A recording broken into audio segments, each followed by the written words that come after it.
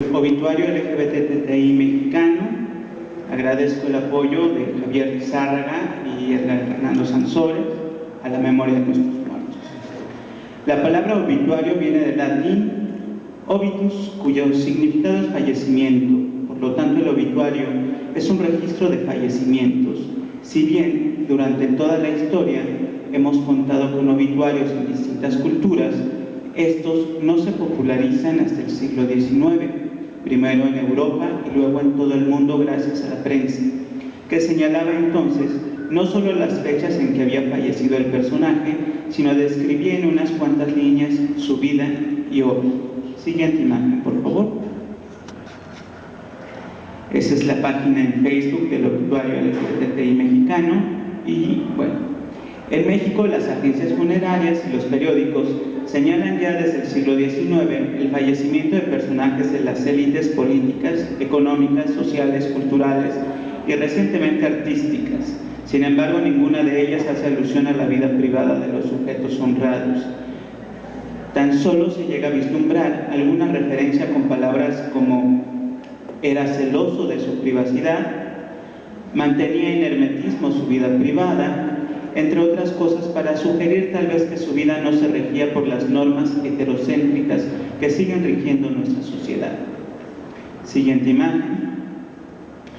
Es en los años 70 que con la aparición de los primeros grupos de liberación homosexual en México se da el fenómeno de una identidad y conciencia, pertenencia a un grupo marginado por su preferencia sexual, y en tanto las primeras publicaciones hacen entrada, llegan a registrar la muerte de algún personaje famoso y reconocido de la esfera internacional primero y nacional después. Mención aparte merece una agenda cultural editada por Colectivo Sol, con fotografías en su mayoría de Braulio Tenorio, que homenajeaban a personajes fallecidos ya de la cultura gay, como es el caso de Xochitl, reina de reinas y famosa transvesti de cuyas fiestas legendarias hablaría Jaime Vite y que recuerdan muchos activistas como Javier Lizárraga, o el famoso Osiris, mítico prostituto de los años 70, que provocó al escritor Luis Zapata a escribir El vampiro de la colonia Roma. Siguiente imagen. Ahí está la reina Xochitl y Osiris, el vampiro de la colonia Roma, para quienes no sepan de dónde salió el personaje, ya saben quién es. Como es de esperarse, este tipo de rescate de la memoria no provino de publicaciones serias o de contenido. El rescate vino de publicaciones dirigidas para el colectivo gay, Macho Tips, Hermes, Del Otro Lado, Registro, Atracción, Ser Gay y Boys and Toys, entre otras, y a manera virtual, Enkidu Magazine fue de las primeras en nuestro país en tener un espacio dedicado a personajes ilustres del ámbito LGBTI en sus páginas virtuales. Siguiente imagen. Para quienes no conozcan Macho Tips y Boys and Toys, esos son dos ejemplares, ya los pueden ver en revistas de viejos, a muy buen precio. Crear el obituario LGBTI fue un proceso involuntario en el que primeramente publiqué algunas reseñas sobre algún activista fallecido y que poco a poco me llegaran a algunas historias de personas y activistas. Algunas de ellas fueron publicadas en Atracción y en Enkidu. Y este primer acercamiento inesperado con la muerte me provocó emociones encontradas y me obligó a cerrar mi pluma durante un tiempo, ya que temía ser considerado como el muertero oficial del colectivo. Con la llegada del Facebook y la posibilidad de compartir con amigos y amigos de los amigos historias y fotografías, vi un álbum en el perfil de Javier Lizárraga de personas famosas con las que había compartido en ese periodo. Y en ese periodo, casualmente, se fueron sucediendo 3 decesos importantes. Antonio Salcedo, joven historiador gay; Jorge Sosa, sacerdote de la Iglesia de la Reconciliación y guardián del Parque del Legado de José María Covarrubias; y Yuri Tobar, joven académico muy cercano a reformas políticas a favor de nuestros colectivos. Siguiente imagen, por favor. Está Antonio Salcedo con su sombrero de charro y su listón rojo, y junto a él está el reverendo Alegría, mejor conocido como Jorge Sosa, el sacerdote de la ICM o Iglesia de la Reconciliación hoy en día. Estos fallecimientos me hicieron caer en cuenta de que la memoria del colectivo es muy frágil, y recordando historias de amigos y propias, caí en cuenta que al fallecer personas lésbicas, gays, bisexuales, transgénero, transvestis, transexuales, sus familiares, si es que lo reconocen y le dan sepultura, evitan que sus amigos y allegados estén presentes en la velación del cuerpo o en la sepultura.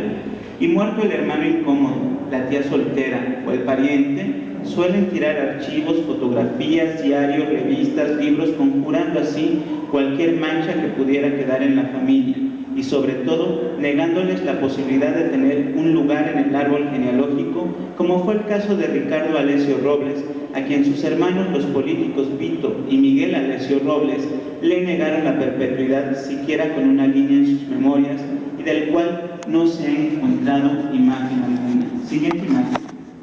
Esa es la imagen de la firma de Ricardo Alessio Robles, que digamos que es lo más cercano que he encontrado del personaje. Esto fue en el Archivo General de la Nación. Ricardo Alessio Robles es conocido por ser un personaje de la estatua de sal de Salvador Novo. Curiosamente, creo que se le llamaba Clarita, y gracias a él tenemos en parte el Conservatorio Nacional de Música, gracias a que él fue a Europa a ver cómo se manejaban los distintos conservatorios. Tenemos ahora un conservatorio, creo que de primer nivel, y es triste que no haya siquiera un retrato para él. Tras estos fallecimientos, decidí honrar la memoria de personas y personajes LGBTI mexicanos de los que tuviera conocimiento, siendo los primeros en este viaje el poeta Elías Nandino, el escritor José Rafael Calva Prats, el músico José Antonio Alcaraz y el actor Luis Armando Lamadrid. Empecé un álbum en Facebook que al poco tiempo gustó, y de manera directa Javier Lizárraga y Braulio Peralta me sugirieron hacer un grupo de él. Me comprometí siempre y cuando existiera el apoyo, aunque sea moral, para este proyecto, pues sentía que no iba a ser algo fácil, y no lo es. Fue así que comenzó una búsqueda de fotografías y de historias de vida, mandando mensajes a activistas, amigos y compañeros. En el camino me he encontrado a un valiente Sancho llamado Fernando Sansores, que ha compartido conmigo desvelos en búsquedas o mejoramiento de imágenes en noticias o pistas.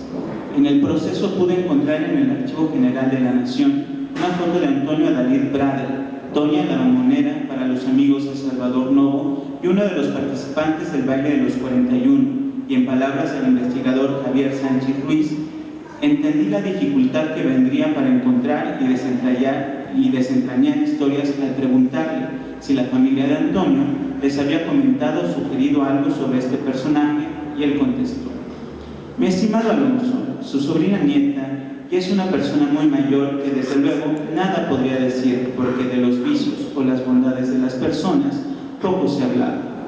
Al contrario de Ricardo, no fue borrado de la genealogía familiar por haberse casado a edad tardía y en un matrimonio blanco. ¿Cuántos hombres o mujeres de nuestro colectivo tuvieron que pasar por esto? Siguiente imagen. Es la imagen de Antonio Adalid Bradel, Toña la Mamonera. Para quienes hayan leído La estatua de sal de Salvador Novo, ya pueden ubicar bien al personaje y decir que ya lo conocieron post-mortem. Entre los contribuyentes más asiduos del obituario han estado Javier Lizárraga, Alejandro Campos, José Trinidad Ramírez, Fidel Negrete y Javier Marmolejo. Hemos encontrado muchos silencios de parejas, exparejas o amigos de personas que durante más de un año les hemos solicitado una foto, algunos datos o escribir algo sobre su deudo. En 3 casos hemos constatado un profundo dolor que peligrosamente se vuelve en incapacidad siquiera de mandar fotografía o de escribir cuando se ha encontrado. En el obituario hemos encontrado más visibilidad de hombres gays, mujeres travestis y mujeres transgénero en ese orden, que hombres y mujeres bisexuales, mujeres lesbianas y hombres transgénero. En profesiones u oficios tenemos muchos intelectuales, artistas, activistas, empleados de gobierno, prostitutos y hasta delincuentes. Tenemos personajes que nunca se naturalizaron porque su vida transcurrió en nuestro país, haciéndose mexicanos en cultura y en alma. Existe un alto número de fallecidos de manera violenta o que han fallecido a consecuencias del VIH-Sida, otros cuyo closet de cristal cortado o de celofán no es impedimento ya para que se les integre al colectivo en el que convivieron de manera oscura o luminosa. El closet le sirve a los vivos y parientes homófobos, ya muertos. El closet deja de servir como herramienta de sumisión o supervivencia social. Al fallecer una persona, lo importante es rescatar su memoria y legado, y la función de un historiador es buscar procesos y quitar máscaras de cuantos closets hay en la vida de una persona, incluyendo el de su orientación sexual, y poder cuestionar lo que les obligó a mantenerse en el anonimato. Siguiente imagen, hablando de closets memorables, evidentemente ahí tenemos a Carlos Monsiváis y a Víctor Hugo Rascombanda, el primero que jamás lo dijo en vida, aunque todos lo sabíamos, y que de alguna manera estuvo atrás de muchos proyectos LGBT y de lucha contra el SIDA, y el segundo, Víctor Hugo Rascombanda, que bueno, jamás lo dijo, aunque todas las comadres teníamos los pelos y señales de quién, cómo y cuándo entraba alguien a su recámara. Bueno, hasta aquí hemos hablado y no del obituario. ¿Pero qué es el obituario LGBTI mexicano? Es un espacio virtual que sirve para recordar y honrar la memoria de personas y personajes del colectivo LGBTI que sean mexicanos por nacimiento, naturalización o adopción de vida, delimitando así los alcances del obituario y permitiendo en primera instancia recobrar nuestra memoria. En Facebook tenemos cabida a los compañeros o compañeras de vida, no en fotografía, sino en algún documento o aportación en el muro, para hacer la distinción entre el compañero de ruta y el colectivo y evitar confusiones. Tenemos también, por ejemplo, 2 calaveras que Ulises Prats nos ha donado el obituario para que en ellas subamos las reseñas de las personas que no tienen fotografía. A lo mejor nosotros tenemos comadres